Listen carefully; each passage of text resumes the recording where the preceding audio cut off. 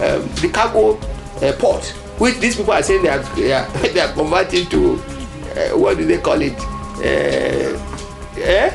Garment industry. I mean, just look at that sense. College should be something that KWARAs must use. Why can't we utilize that? Why can we not start growing fresh fruits, flour, for example? I say flour because I made some studies and they said around this year during the cold season we can grow it. As the general elections draw closer, politicians have again returned to the electorate to tie loose ends. On Politics in the Emirate, we take you through the minds of the aspirants. We ask questions that hit their ambitions, intentions and aspirations. It's Politics in the Emirate, showing on STEMA TV.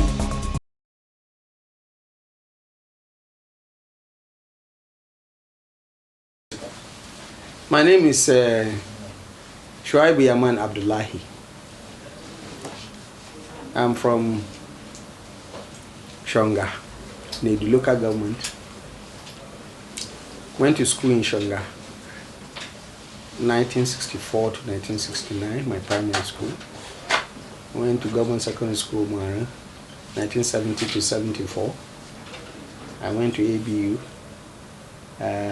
74 to 79, because I went to School of Basic Studies and had 2 courses.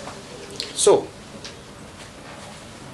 after leaving, I served with the Nigerian Air Force as a youth corps, and after that, I went to serve with the Ministry of External Affairs briefly, then served with Square Motors and started as a trainee branch manager, commercial manager, and left as deputy general manager.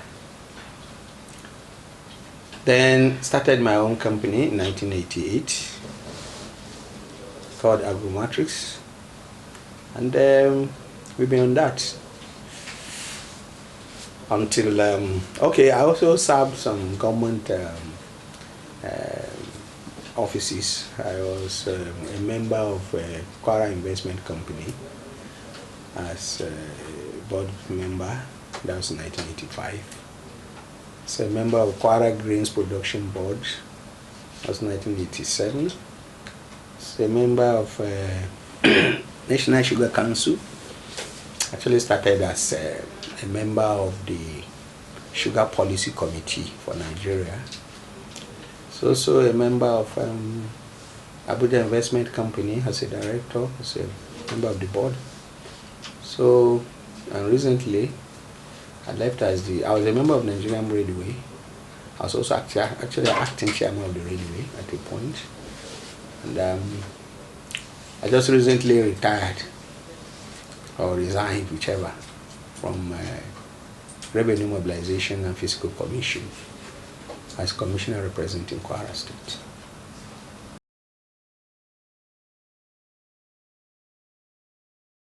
Yeah, you see, it is about a feeling, and I can tell you this. A lot of people don't. My family, for example, would tell me, "Why do you have to go through this rigmarole? Why do you have to go through this rough weather of politics?" In fact, I had a friend, or I have a friend, he's still alive, who one day told me, he said, "Yaman, can you kill?" And I said, "Kill? What do you mean, can you kill?" He said, "Then why are you in politics if you can't kill?" So I said, precisely because of that, I want to go into politics so that people can see that when good people who cannot kill dominate politics, there will not be any more killings in politics. It's because good people stand there arms akimbo that bad people dominate politics and by implication rule us as bad leaders. So my incursion into politics is fired out of a passion that there's the need for those who have better ideas to push out those who think they have good ideas. And I'm resolved. I was a student, what do you call it, student unionist in my part. Actually, in my part 1, I was representing my hostel in the student representative assembly. So I've been a student activist all my life. In fact, my second year in the university, my part 2 actually, not second year in university, my part 2, I used to do student unionism. I was secretary to so many of students' union things, Student Business Association, and Niger State Student Association, KWARA State, all. I was doing everything. And so the passion for wanting things to be done right has always been in me since my very early age. And when I have come to see what is going in our state, I just think we can read better. And I think I have some ideas. And those ideas I want to manifest by direct participation in politics.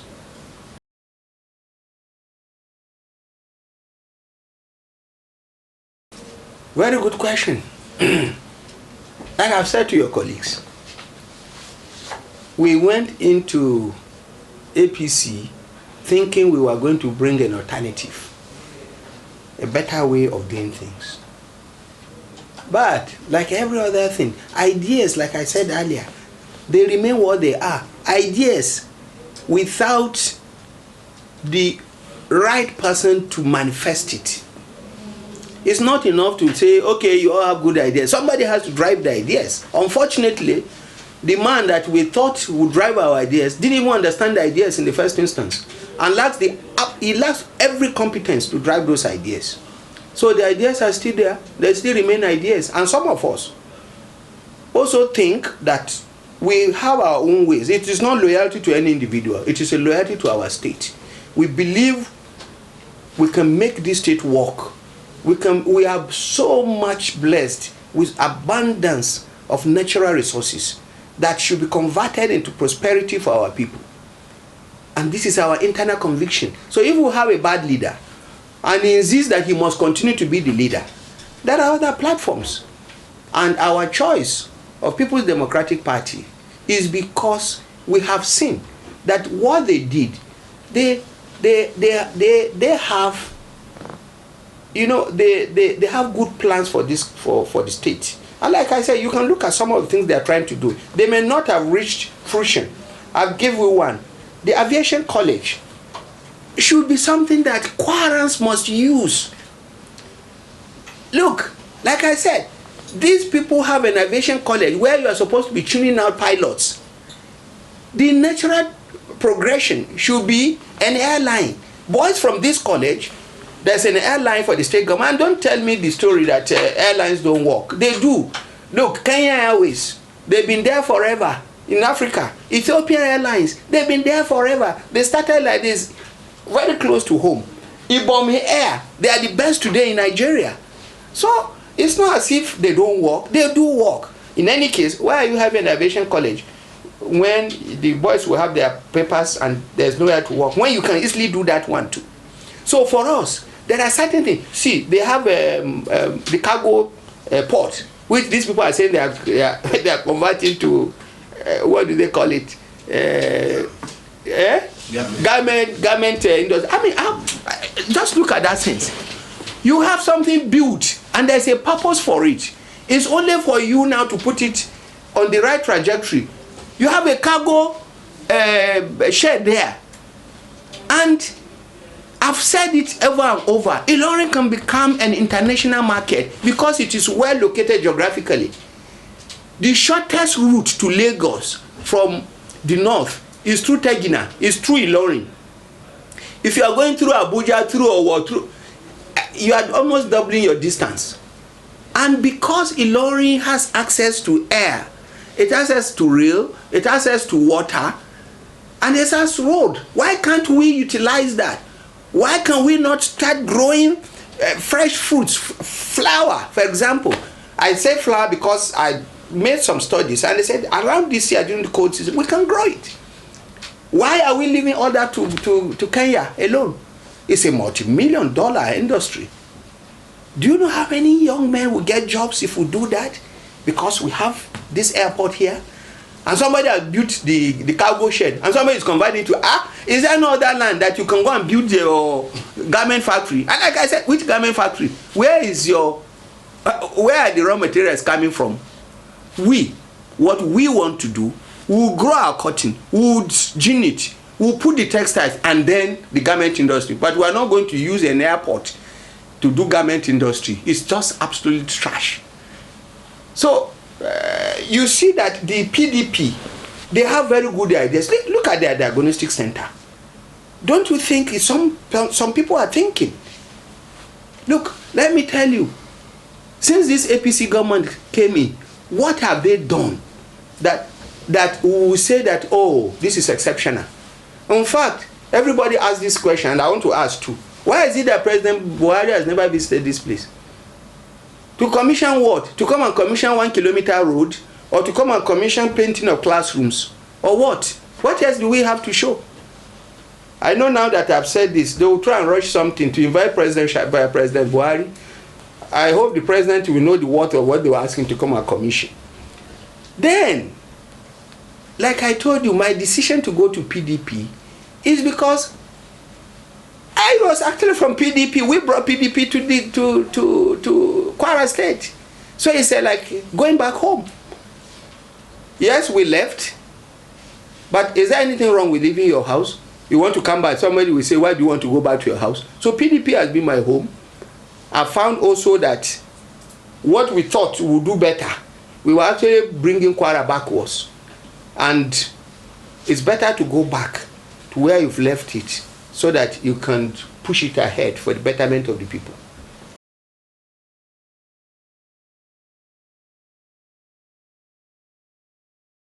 See, garment industry is a natural projection on what we want to do. Look at the trajectory. We're going to farm cotton. We're going to gin cotton. We're going to put textiles. The next thing is garment. But what we will not do, we will not convert our what do you call it, the cargo shed into a garment factory. Is there another place that we can? Why is they not building another one? And in any case, why are you putting the cart before the horse? You are going to be importing this thing when you can actually get them from your own people and create jobs. Are you going to be exporting your jobs for some other people? Why don't you start from the, and again, it's about knowledge. It's about knowing what to do. I cannot see somebody that wants to boil his yam and says that, okay, the ones below shouldn't get boiled first, only the one on top. How does that work? So yes, when we get to the stage of the garment factory, we will do it. For now, our concentration is what is going to give us better earnings for KWARA youths. We believe mechanized agriculture is it. And we'll do the cotton. Don't forget, the owners of these cotton fields, the boys, they are not going to be producers of raw materials. They are also going to be the owners of the ginneries. They are also going to be the owners of the textile factories.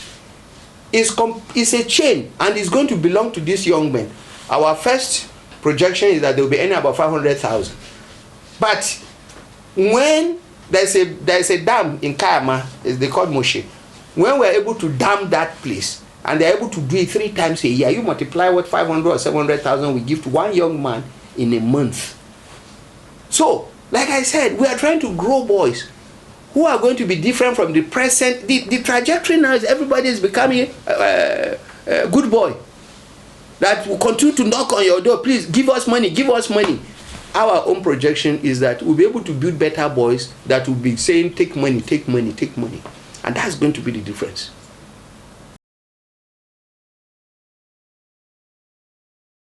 I just stay with my friends and I joke with them, and my family, I hold in high passion. I like staying with my grandchildren a lot, and each time I'm out, I miss them.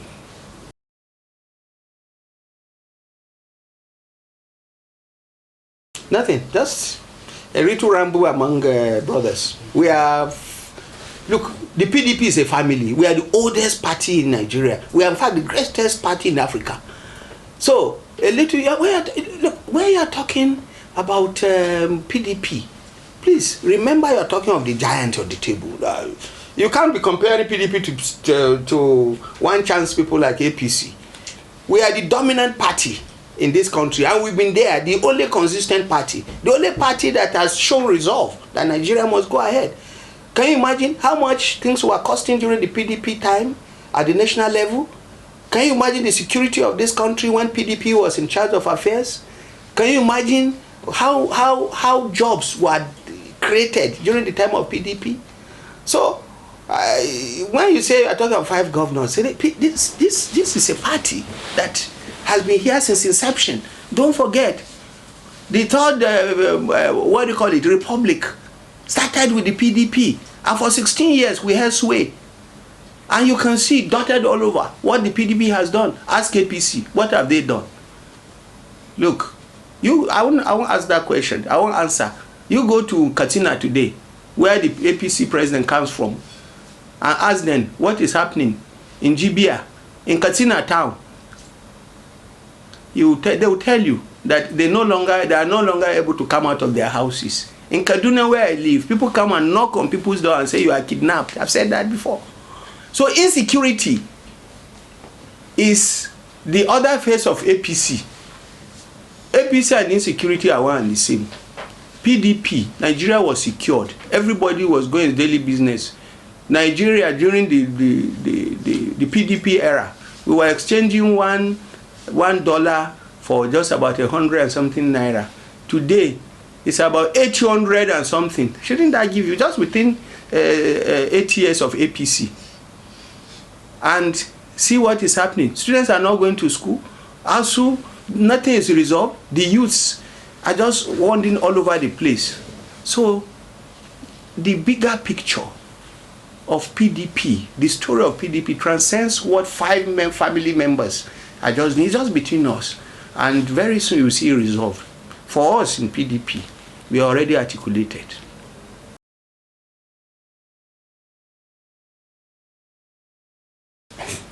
Well, let me tell you this. Even though it's a tradition here, and that's why some people will go and quickly build 1 kilometer routes and start painting clouds. So because they want to showcase what they are doing. See, governance is a serious issue. You need to have a robust plan, a comprehensive plan of the things you want to do from at day one ab initio. And do not say, because I want something commissioned, I must do something in 100 days. The things they must all be together. They must be articulated. Everything must go together. For example, if we say we want to resolve the poverty problem of KWARA State, we will not do it by going to give 10,000 to women in the market. That's not the way to go. The important thing to do is for those women, is for you to grow the economy so that those women will not just be beggars in your hands. And then you say, because I gave you 10,000, I gave you 20,000, you must vote for me. No. Quarrants are quarrants, whether they belong to your party or not. Your responsibility as a government transcends political considerations.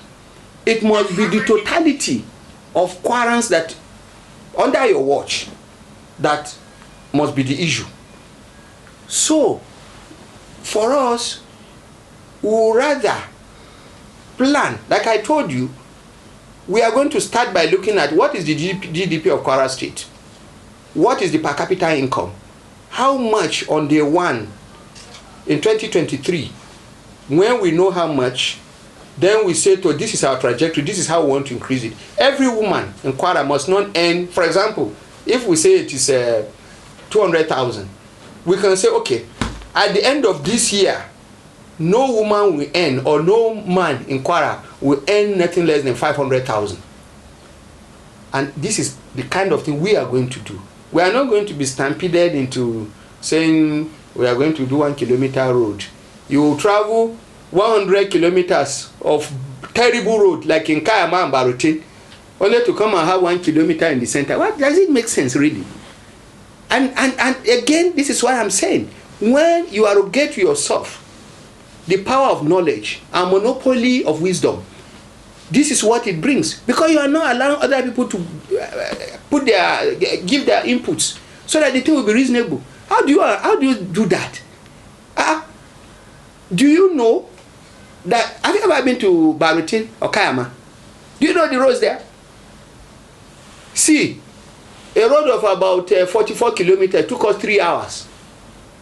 44 kilometers, and if that surprises you, there's another road which they say is about 70 something kilometers. It took us 6 hours. Then when you get to the town, you find 1 kilometer road that is tarred. Does it make sense to you? Why don't you start by tarring the road? At least when you are leaving the town, you know that the first kilometer is tarred. But again, it's something about knowledge. It is something about competence. So when you are led, like I told you before, when you have lions being led by a sheep, all those lions just go inside and they won't do anything. They are all sheep. And that is the same thing. If you have sheep being led by lions, don't attempt it. They are all lions. So this is what we've been reduced in KWARA. We have been reduced to a state that does not have competence because we are led by someone who doesn't have.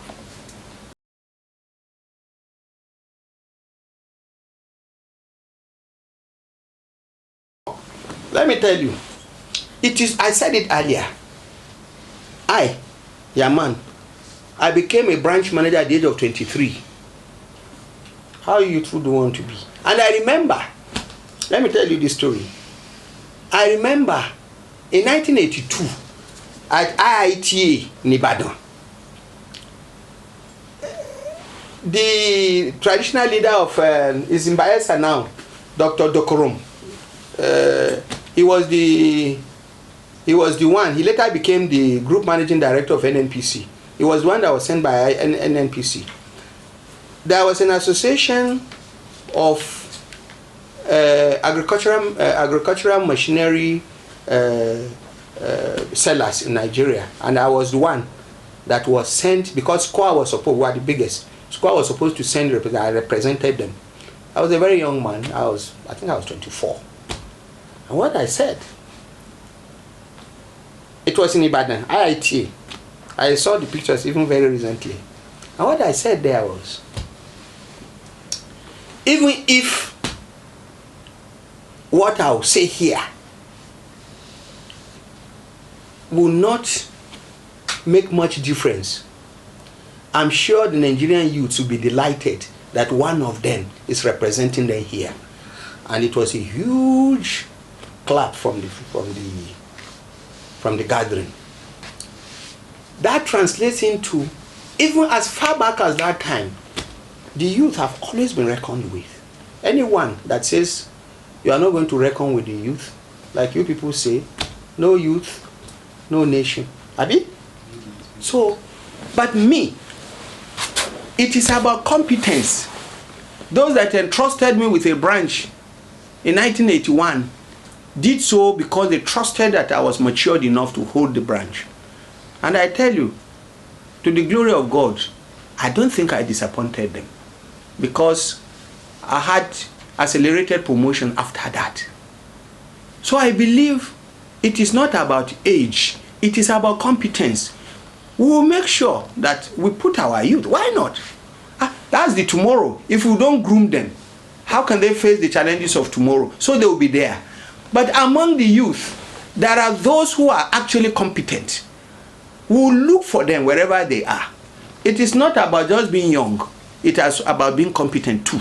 So the two must go together. Those that we will take will not be people that are just about leaving NYSC to be commissioners. I mean, and it tells you the kind of mindset. It is going to be about someone who maybe has been in ICT. He's made his mark somewhere.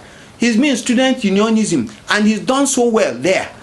There must be something to mark him out of the group. And then we'll entrust him. If not for anything, at least he will represent the most popular generation of the populace we have today, the youths. The youths constitute almost 70%. So anyone blinding himself to the youths of this country, or indeed of KWARA, is blinding himself to the realities of the moment. because you cannot shave a man's head in his absence. You cannot be planning for people who are not there. But in looking for them, we are looking to do for those who are competent to do the job.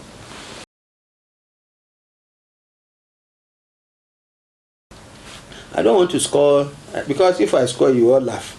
So I'm not going to score. I leave that to you people. Score President Muhammad Buhari. I'm not going to score President Muhammad Buhari, but you people, you know what you used to buy food in the market. You know the jobs that used to be available. You know the things that were around. You know how corruption level used to be. You know what is happening now. So you score. I leave that for you to do.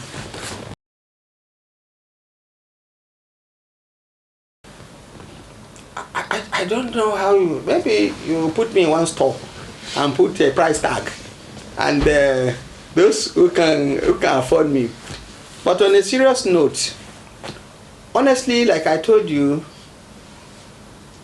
I'm fired by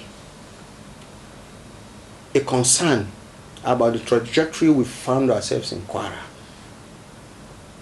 A lot of my friends had asked me, why are you bothering yourself? And I've said it's a matter of conscience. Like I told you, I don't have any intention of stealing anybody's money. Not at this age. I don't need it. When you need, it's okay. So I will excuse a young man who possibly, because he cannot go to school and is not able to make his school fees, and he therefore comes begging, I can excuse him. Because begging to me is not the way to live with dignity. I can excuse that. But I cannot excuse an old man of 64, 65, or 60 that is thinking of amassing wealth at this age. To me, it's crass stupidity. You understand? So my own incursion into politics is because we saw the past. I went to school when things worked. Indeed, we almost paid nothing. For me, for example, in my primary school, we paid almost nothing. In secondary school, in Form 2, I was given automatic scholarship, so I didn't pay anything.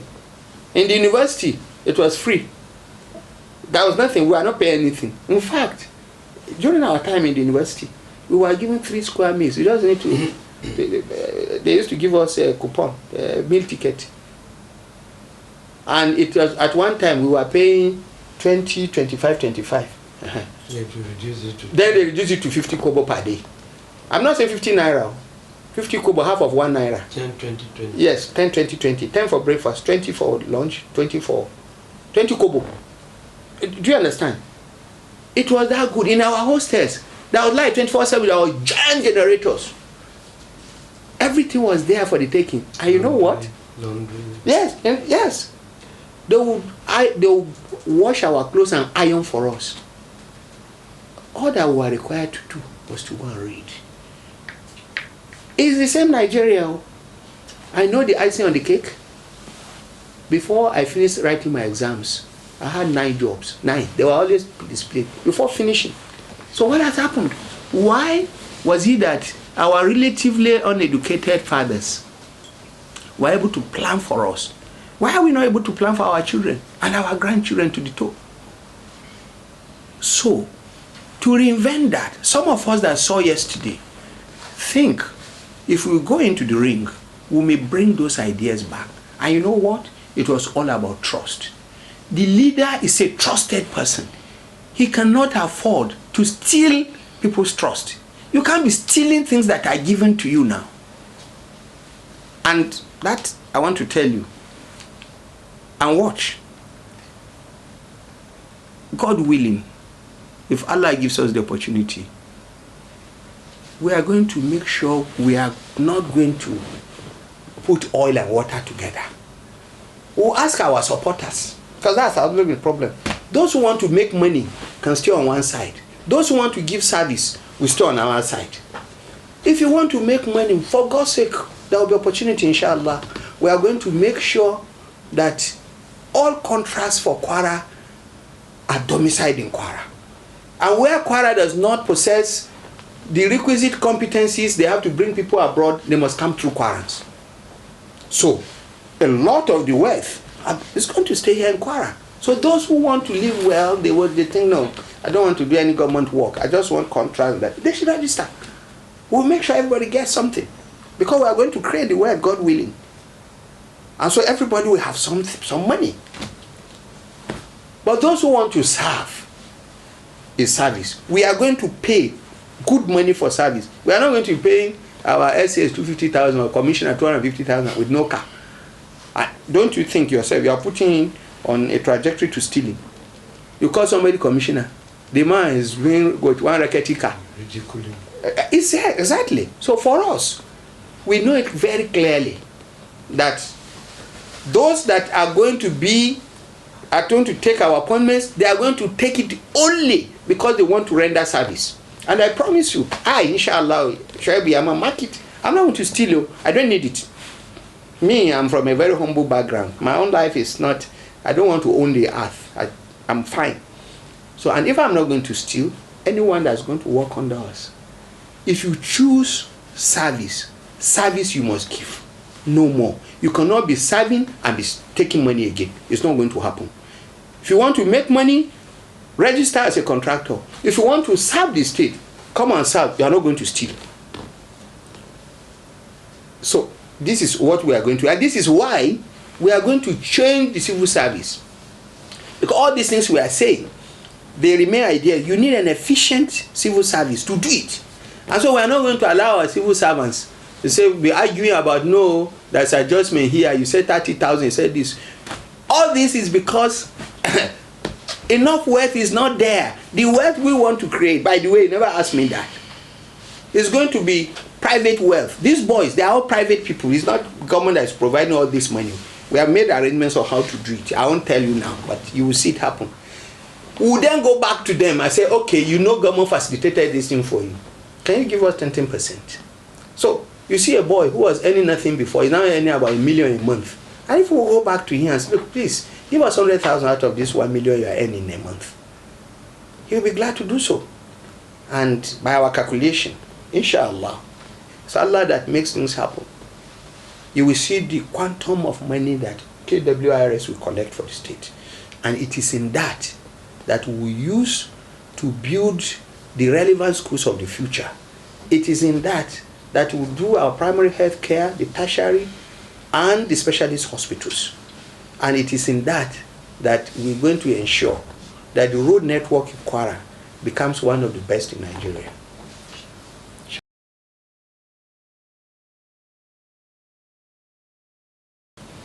See, all this wahala, all these things we are trying to do is actually because of them. The truth, that's the truth. My own concern really is about the youth and the weak in society.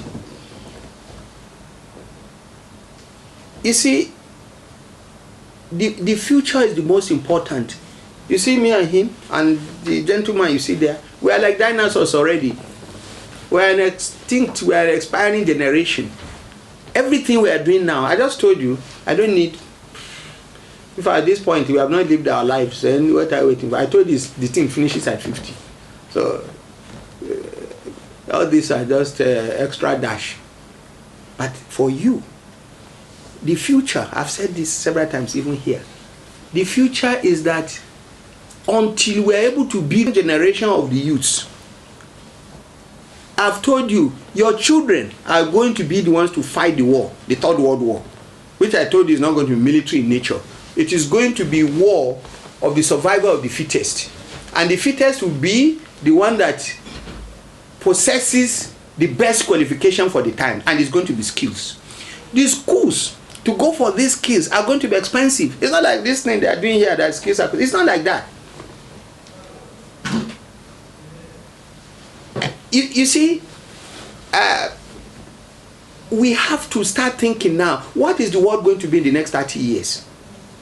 What are going to be the skills that are going to be required? Like I told my small daughter here, the world is becoming one very small village. Robots are already doing everything in some other places. Like agriculture, I'm telling you, there are tractors that work 24/7. Nobody is manning them. They are just doing it by themselves. You just sit in your house, you just press a button, the tractor works throughout the day and night. Nobody is on the tractor. Industries now, you hardly find men. It is robots that are doing everything. Now, we are here painting classrooms. The schools that will be needed to acquire those skills are going to be very expensive. And the extent we build you, the present you, to be rich. This is why we are going to this problem of creating wealth. You must be rich. We must build this present generation. They must be rich people, so that when the day comes, they can afford to send their own children to those expensive schools. If we are not able to do it, and we leave you like this, knocking on people's door and breaking glasses, you say, Efualo. It's just easy for us to see that your own children, they will be houseboys in the house of their mates in other climes, or guards, because you won't be able to send them to good schools. And it's only those who have the skills of that time that will be the ogas. Those who don't have, you just have to serve your mates as houseboys. Do you want your grandchildren to be like that? No. We pray nothing like that will happen. So it's our responsibility now to put you on the correct trajectory, so that the road we are in KWARA is a road perdition for our children. And this is the passion. It's about our children. And somebody asked me, what's your business? I said, it's a business. Like I said, when we went to school, there was no oil. It was the grandchildren, the great grandchildren of those people that paid our school fees. They were paying poll tax. And it was a serious issue in Nigeria then. If you don't pay your poll tax, they will arrest you. They will humiliate you. So everybody struggled to pay. It was their money that we went to school with. We all went to public schools. Today, nobody takes his child to public schools. Everybody is going to private schools. It's our responsibility. We went to public schools with the sweat of your grandfathers. Most of them are dead. We should remember, it's a conscience thing. We must do something for their grandchildren who are in the wilderness. And this is why I am in politics. It's a question of conscience. Politicians have again returned to the electorate to tie loose ends. On Politics in the Emirate, we take you through the minds of the aspirants. We ask questions that hit their ambitions, intentions, and aspirations. It's Politics in the Emirate, showing on STEMA TV.